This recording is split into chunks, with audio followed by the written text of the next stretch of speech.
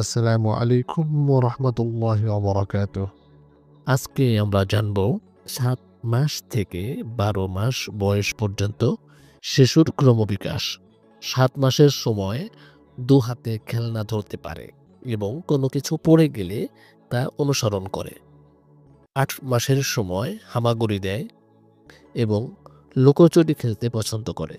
৯ মাসের সময় ধরে দাঁড়াতে পারে এবং কারো মুখে শোনা ছন্দ বা সংকেত অনুসরণ করে।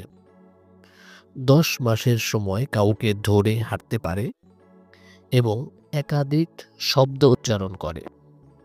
১১ মাসের সময় হাঁটু গেড়ে বসে, কোনো কিছু অবলম্বন করে মাটি থেকে খেলনা তুলতে পারে এবং বাবা, মা, দাদা ইত্যাদি শব্দ বলতে চেষ্টা করে এবং বলতে পারে। ১২ মাসের সময় বেয়ে বেয়ে ওঠানামা করতে পারে, হাততালি দেয় এবং ২-৩টি শব্দ বুঝতে এবং বলতে পারে।